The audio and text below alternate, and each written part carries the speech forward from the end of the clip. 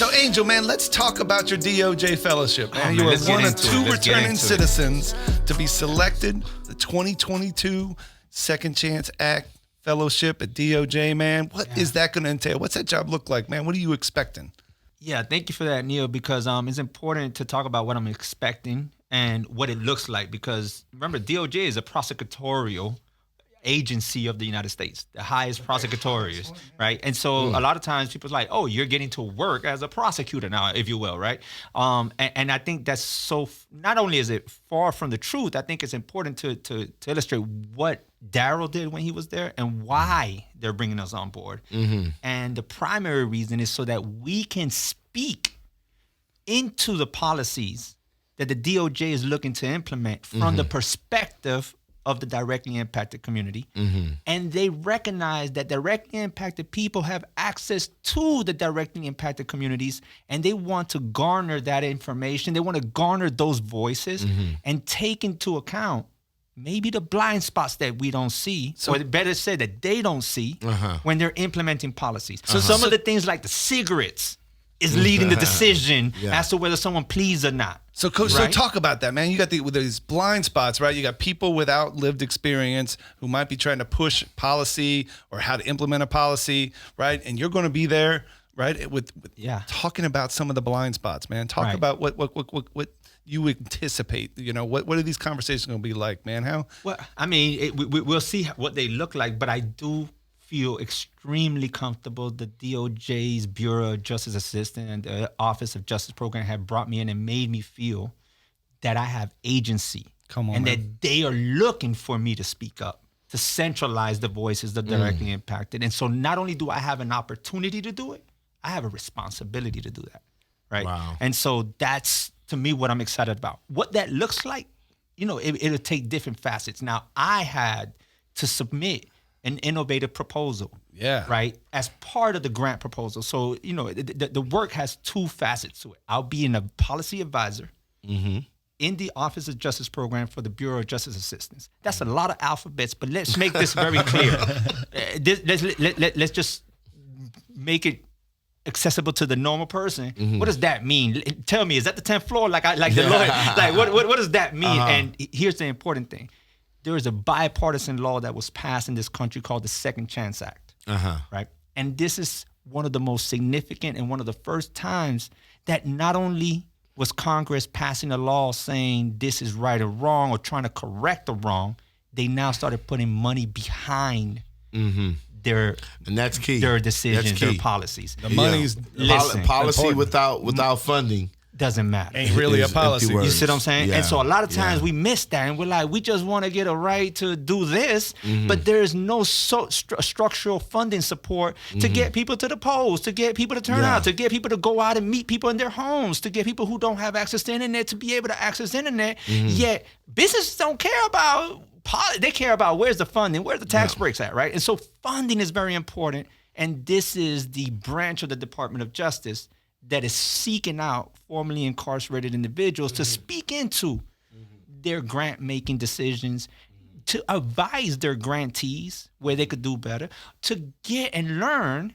because this is not just a one-way street where we are now going there and providing to the Department of Justice. We are now also going to learn from what the work that's happening in other areas of the country and be able to bring it back to places like Florida, be able to bring it back to places like New Jersey, right, where the other Second Chance Fellows coming from, and be able to partner with our other sister organizations and help them know how to get funding to realize the innovative proposals that they got going on, right? So it's a two-way street, right? I'm going to go learn as much as they're going to learn from me, and I'm just so excited about that part of it. You're going to have an impact, man. Right, so that's fantastic. Essentially, I'm an advisor to the Department of Justice in this bureau, right? And what's the other part? The other part is the innovative proposal that I made that I was selected for. And I'm going to be able to about? commit to being able to develop what I call the Corrections to College Pipeline Report. Well, hell, corrections to college. Pipeline report. Yeah. Man, come on, let's dive into that one now. Right? Hey, listen, you know, we hear about it. I was a product of a school to prison pipeline. Let's start getting some prison to school pipelines. You see what I'm talking about? And this is not something that is my idea. our audience goes and looks at the past episodes and all the amazing returning citizens that are on those episodes, a large number of them, one of the things that helped them develop the credibility, the track record, the rap sheets that offsets their criminal record is a college education. You know, that's one of the folks that is a part of FIC PFM. Previously led an organization that was very instrumental in getting Pell Grants, right, back into the prisons. That's right. And so you saying that your project is going to be feeding off of that too as Building well? on it. And here's the reason why this is important. And I'm going to talk about the blind spots, right? Because the most important thing is not only do we inform the work, but let me show you some blind spots. And I'm going to give you an example. One of them for me when I was in undergrad, my thesis, my honors thesis that I was writing was revealing the misclassification of Latinos in Florida labeled as white non-Hispanics, right? How do I know that? Because I spent 12 years in the Department of Corrections labeled as a white non-Hispanic against my will. When I try to change it, they would. And whenever I try to go up, they'll be like, you want to go to confinement? And you know, you know what time it is. You go back to your bunk, all of a sudden you got 2 razors wrapped up, and you're like, I ain't got no way. You going to jail, right? By the way, jail in prison is confinement, is the box. Let me share this story too, right? Because I remember when you started working on it. Because when I was doing my undergrad, right, I just got fascinated with the reporting, right? And when I started looking, I was seeing that this guy. I actually went to every website or every data entry point for every correctional facility in Florida. And I was browsing through the population, and I would see Alberto Gonzalez, and he would be listed as white, right? And on top of that, though, underneath they'll have immigration hole, right? And so, you know, and it blew my mind. And so I picked a few camps, prison camps, and I did that. I went through and so it was my unofficial research project when I was pursuing my bachelor's degree in public safety management. And it got to a point that where it revealed something. And I remember having the opportunity to speak with then the Secretary of Department of Corrections for Florida. It was Walter McNeil. And we're at a conference, and I raised my hand, and I asked that question.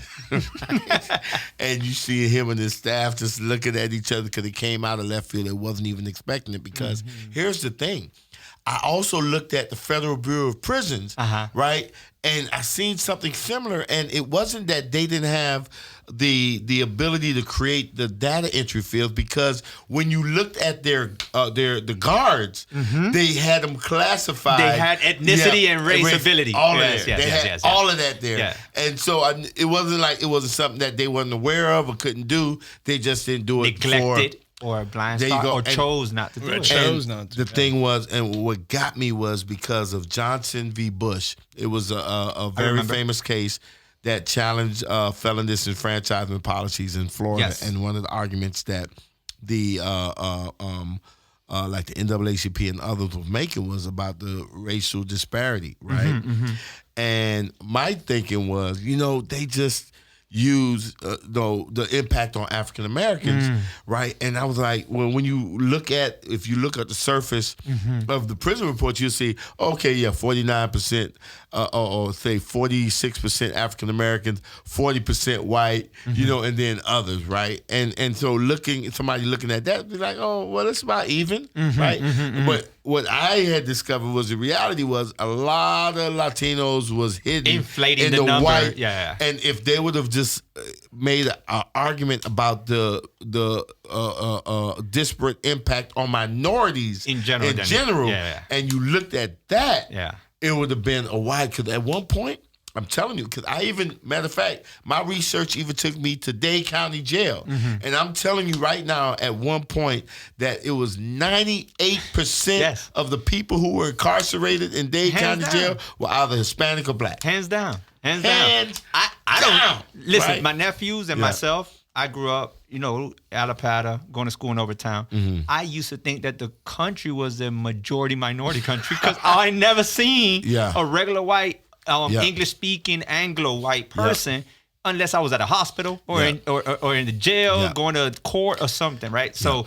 Hands down, you're absolutely that right. disparity just throws everything off, and even with our memory for stuff, we really, I mean, some and people are doing shocked. research, and like you said, they're making legal arguments on skewed data, right? And so that was my first revelation about the importance and the responsibility and the value that we bring into this work, right? Yeah. This is like when you mention two individuals of equal degrees.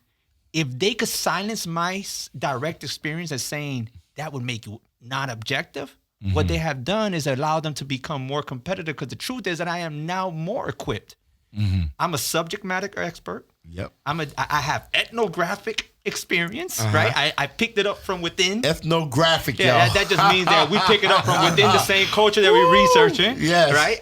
And then we have the academic or the practitioner's experience, right? But so anyway, so what one of the things that people don't know is that Pell Grant was taken away during the 94 crime bill, and it has been banned for almost 3 decades. Right. So slow down on that, right? So Pell Grants were available, and then they got taken away. 94. I'm glad you said that because we see when we talk about the taking away, but it was available for 4 decades. That's right. So it's available for 4 decades, then it gets taken away. Yeah. Right? And then just recently, it gets restored. Yeah, but it's just recently. It was 30-year waiting. Exactly. Right? No, we wandered the wilderness for 30 years. That just recently was too quick. No. It's like that dash when you die, born and die. Listen, that dash says it all. But for people watching to understand the context of the work that you're doing, especially around higher ed, which is a passion of yours because it changed your life, right? And so you're now going to be able to walk into this space and say, look, like, this is where these blind spots are. Let's actually help people because I've been there and I understand the policy. You're so right, Neil. And thank you for saying that because I am a believer of the transformational impact that higher education can have on someone. I know that's right.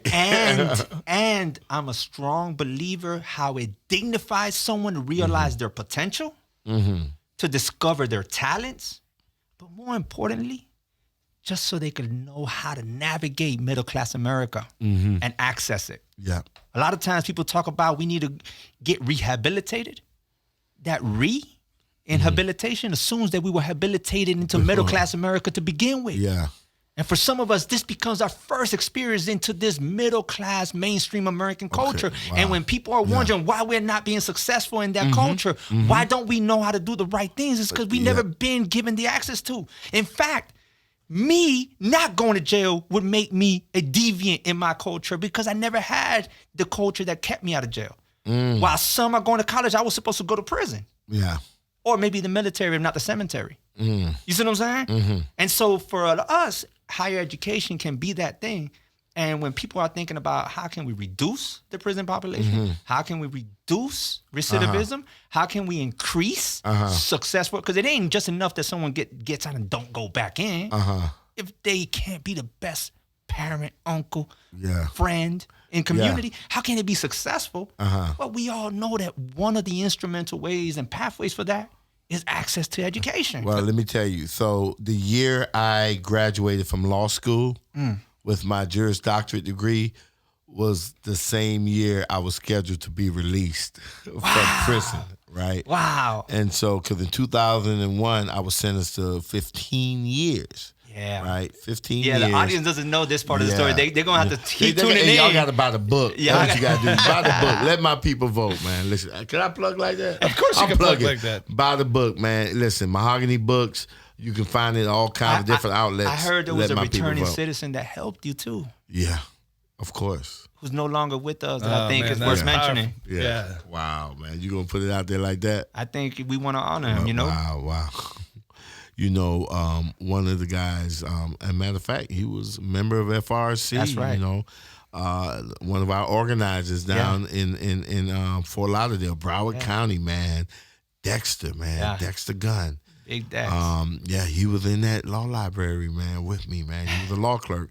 And, he helped me and was able to give back I had 15 years. I only ended up doing like 3, right? And old Dexter, man. That's so beautiful. And I like that you brought that up because we're intertwined, man. Without Dexter, right? Who knows what's going on? That's man. what I'm talking about. The legacy. The man is not here with us right now, so may he rest in peace. But many might have said, how much did he achieve? Yeah. And whatever Desmond achieves, in part. You gotta go. Yeah, you gotta go to Dexter, man. Yes. But so that education piece, I understand it. I know what the education I got at Miami-Dade College. Right. And I talk about it in my book a lot too, right. How it really just helped shape me, and it opened doors, right, and it prepared me, right, to actually give back, because you were able to serve there and to lead the movement. Yes, right, yes, to lead yes. that movement, yes. and kick in doors like we need to kick in doors. And so, man, the work that on your project around the from confinement to from college, corrections to college, from corrections to college, I think that would be like game changing, bro. Because let's be honest, man, higher ed just changes people's lives. Yeah. Right. So It just does. like anybody, right? You see it, like you just brought out all kinds of examples, right? Like you see that people who have access to higher education, right, their lives are improved, right? So like if we have all these conversations about recidivism and we have all these, right? But to your point, man, for 30 years, we cut off access to one of these incredible life-changing tools, and now it's been turned on, right? And you're going to be able to kind of step into that space and take your life experiences and really point those blind spots out and take Dez's experiences and help other people in the process. Listen, I'm willing. Listen, if DOJ is willing to spring for it, listen, I'm willing to testify in front of Congress, or whatever. When you get ready to push your project out there, I want to be a part of that, man. Listen, our friends over there at Just Leadership put together a report many years ago showing the impact that higher ed has had in all justice impacted leaders around the country and how that's a common thread. Wow. Shout out to Just Leadership, man. I think they're being led by Deanna Hopkins. Come on, man. Yeah. By the way, this is something that needs to be clarified, because Darryl was the first formerly incarcerated person. And we need to talk about this. Before I forget, let's you better talk about it now, man, because we get ready to close out. Shouts to Deanna right now, because he was the first formerly incarcerated fellow.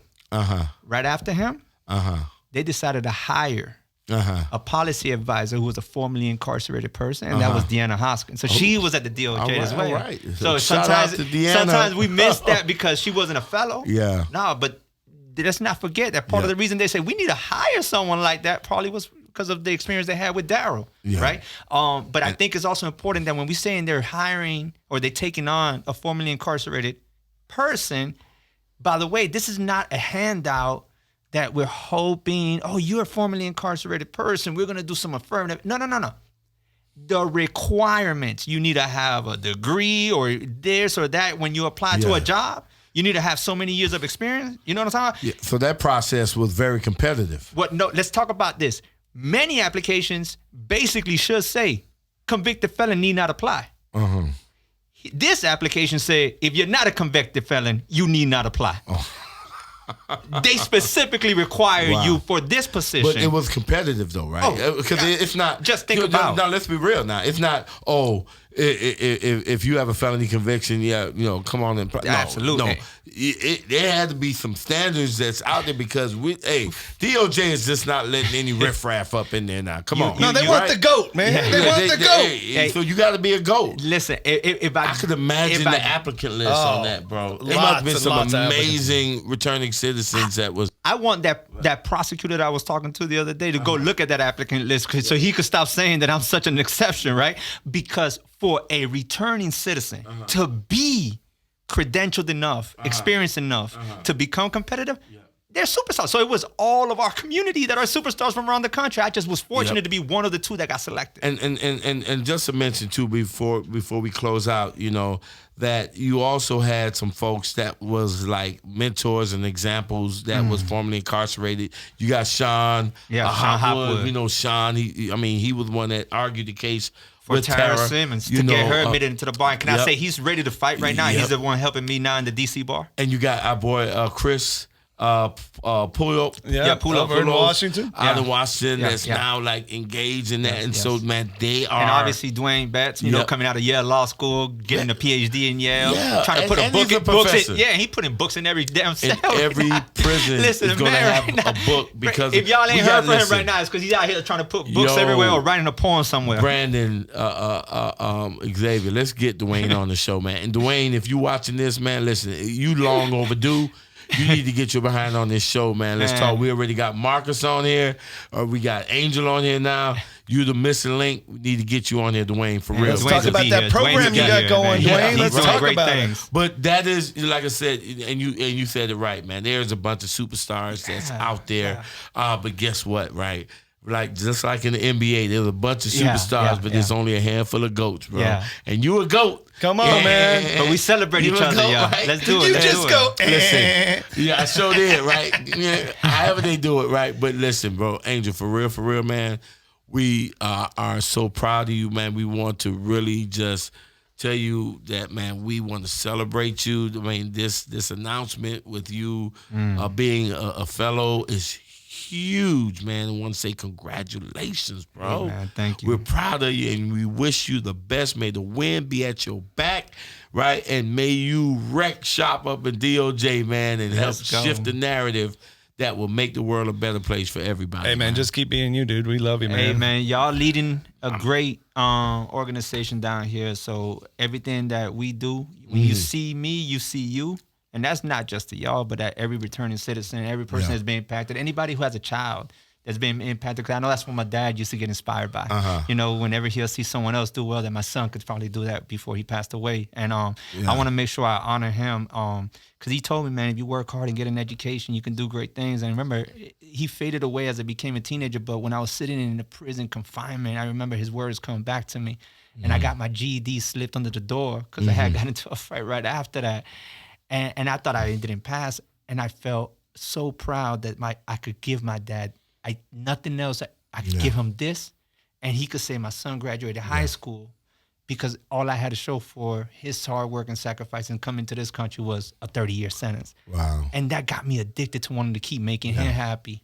And so I can't talk about how influential he is in my journey. And then what I learned, you know, he said, if you work hard and get an education, you can do great things. And what I came to learn when I started applying it was the second half of the story. He told me the immigrant part of the story, right? Because sometimes you could work hard and get an education in other places and not make it anywhere. And he didn't have one. That's why he valued it so much. But the other part of the story, that once I had it and I felt a commitment and a great desire to pay it forward, I learned that if you worked hard and got an education, not only can you do great things, but if you use it to help others, you become great. Wow. And that's really what's been the game changer. So if anybody wants to know what's the secret sauce, or it's try to find a way to do great things to help others. Other people. And man, it's just gonna come back. People wouldn't understand sometimes when I was in a shelter why I was volunteering at another shelter. We talk about a lot of times. Volunteer for FRRC? This is what we're talking about. Yeah. Where everybody has like the Bible. We got the calendars, the before Christ, after Christ. Yeah. We have the Old Testament, New Testament. A lot of people don't know there is a before Amendment 4 and an after Amendment 4. For FRRC. One where nobody would got a paycheck. We were all volunteers. We were ragtag, full of illusions. We couldn't fill up an entire room in 2017. Yeah. And it was just a handful of leaders from around the state. Yeah. But it's all we needed. Come on, and bold leader. I was waiting for Nita to tell me how he wasn't even on staff at the time. I was waiting for him to tell me, I wasn't. I'm sitting there thinking, Desmond, I remember Des calling me like, hey, you want to go on Tucker Carlson's show? There wasn't a staff. None of us were on staff. I'm like, man, there's some craziness going on. Like crazy like a fox craziness, man. But listen, Angel, I'm going to tell you what, just like folks used to tell me, bro, about my mom. You rest assured, man, that your dad is looking down. Right, let's go. No doubt. You is proud, bro. Yeah, he is, man. And I know that if I'm proud of you, I can imagine how proud he is of you, bro. Let's go. For real. That's right. No doubt, bro. Love you, bro. Love you. Love you, man. And love y'all, family. Listen, we need to go out with some FRRC theme music, man. Where that music at? Come on, man. I told you Desmond was going to cry on this one. I knew it. Yeah. Yeah. You know that we are the voices.